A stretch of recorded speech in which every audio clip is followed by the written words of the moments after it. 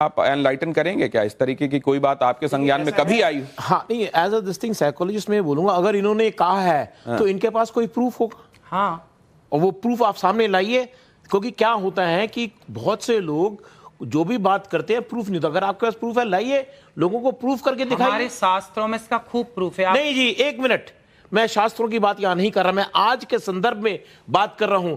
क्या आपने ऐसा कोशिश करी और आपको रिजल्ट मिला?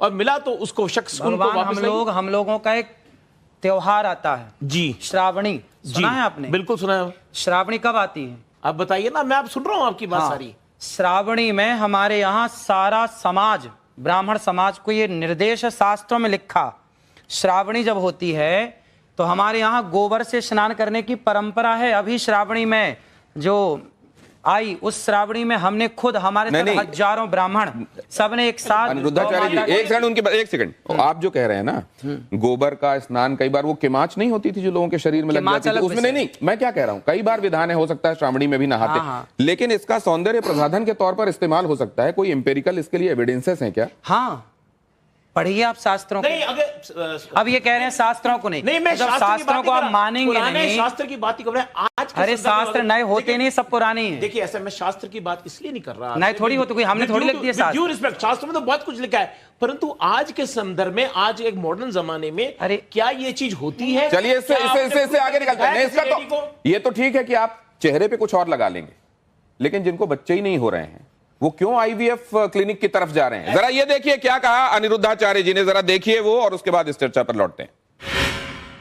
जिसको संतान नहीं होती वो गाय को गेहूं खवाए, और गेहूं जब उसके गोबर से वापस आए तो उसको धुल करके, उसे सुखा करके, उसको पीस करके उस आटे की रोटी बनाकर भगवान को भोग लगाकर वो रोटी खाने से संतान प्राप्ति होती है। अनिरुद्धाचार्य जी, हाँ, आप, मैं इस पे बोलूं? आपने ये किस पे एक्सपेरिमेंट किया? खुद पे, दूसरों पे देखा है? आप सुनेंगे आप? हाँ।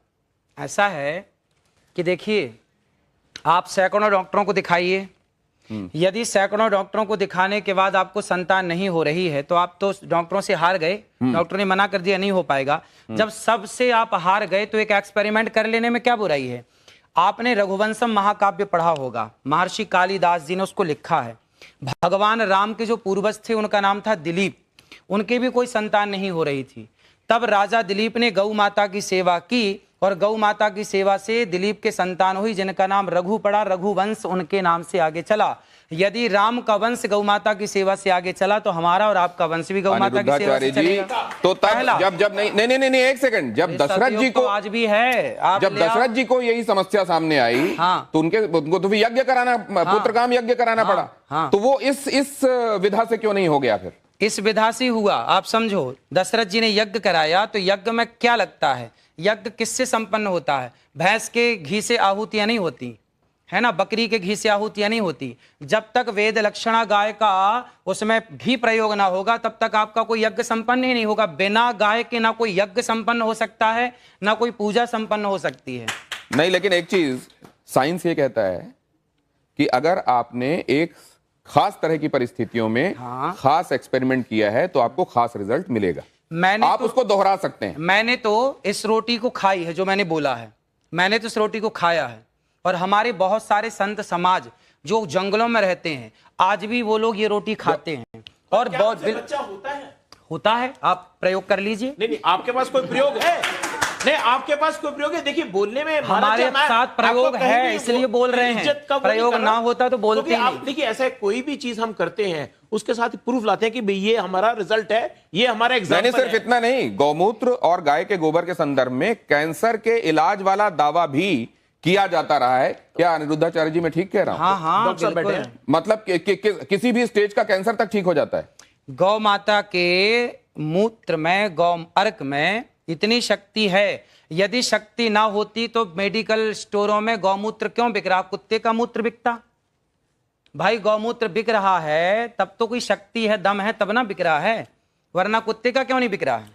नहीं, बिकने वाली हर चीज को आप ये मानते हैं कि वो अपने आप में उसके लिए किसी साक्ष्य या प्रमाण की जरूरत नहीं? तो किसी का नहीं बिक रहा गौ माता। नहीं, मैं पूछ रहा हूं, बिकने वाली हर चीज के संदर्भ में हमको ये मानना चाहिए कि ये सब्सटेंटिव होती होगी इसीलिए बिक रही है? ना, ऐसा नहीं। डॉक्टर अंशुमान, ये कैंसर में आपने मतलब आपने एमबीबीएस किया होगा, आपने स्पेशलाइजेशन किया होगा, उसके बाद आप इतने सालों से कैंसर के पेशेंट्स को ठीक कर रहे हैं, कहीं पर आपने गोमूत्र वाला एक्सपेरिमेंट या गोबर वाला एक्सपेरिमेंट किया है?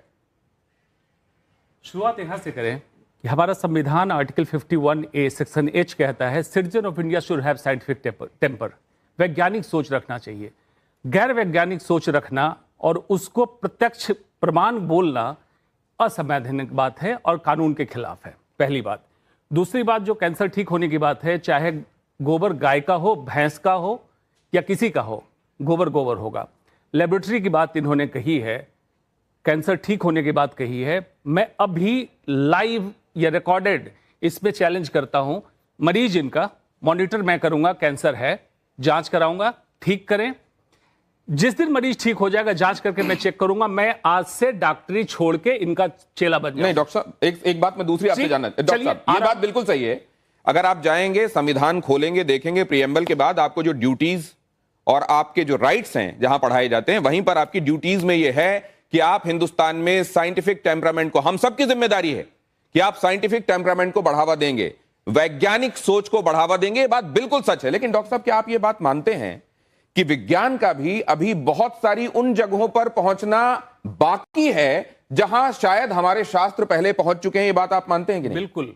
आप एलोपैथिक दवाइयां खाते हैं कि नहीं खाते हैं? हमें जरूरत ही नहीं दवाइयों की। नहीं, आपके आसपास वाले किसी को कभी बीमार हुआ तो आप क्या कहते हैं कि किसको दिखाओ जाकर? हम तो यही कहते हैं, डॉक्टर को दिखा लो।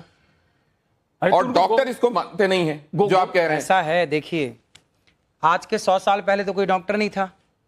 10,000 साल पहले सुश्रुत महर्षि, हाँ ना, आखिर आए तो वेद में ही आ गए ना। आप भी वेद में नहीं है, क्यों? बात समझिए, सुश्रुत की बात कर रहे हैं तो वेद में ही थे। अरे भाई, भारत का हर डॉक्टर सुश्रुत और चरक का संतान है। हाँ हाँ। भले हम मॉडर्न मेडिसिन प्रैक्टिस करें, आयुर्वेद प्रैक्टिस करें, वो वैदिक आ गई वैदिक परंपरा की नहीं, लेकिन उन्होंने डॉक्यूमेंट किया। जब आप वैदिक परंपरा पे आ गए तो मान लीजिए कि साइंस बाद में आया, वेद पहले आया। वेद से विज्ञान हुआ, ना कि विज्ञान से वेद हुआ। पुराने थे वो वैज्ञानिक ही थे, वो वैज्ञानिक थे। उन्होंने जो चिकित्सा विज्ञान, वही वैदिक वैज्ञानिक इसको भी बता गए हैं कि गाय के गोबर में शक्ति है। कहां पे लिखा हुआ है? किस संहिता में लिखा हुआ है? मैं आपको बता दूंगा, हजार जगह। अरे महाभारत पढ़ लीजिए आप। संहिता बताइए, जो चरक, सुश्रुत, बागभट्ट, इनकी संहिता बताइए, श्लोक बताइए, मैं अभी प्रूफ करता हूं। आपने मेरे को पहले बोला होता ना कि विषय है, मैं लेके आता, आपको दिखा। एक चीज मैं आपको प्रमाण दे सकता हूं। एक और बात कर रहे हैं, वो ये कह रहे हैं उनके पास प्रमाण है, वो रेफरेंस दे देंगे। मैं एक दूसरी बात समझना चाहता हूं डॉक्टर। 4 नहीं 10 दे सकता हूं। क्या बिस्किट खाना आपके लिए इतना जहरीला है कि वो विष की किट हो सकता है, या जिसमें कूट कूट कर विष भरा हुआ है? क्योंकि अनिरुद्धाचार्य जी बात कहते हैं।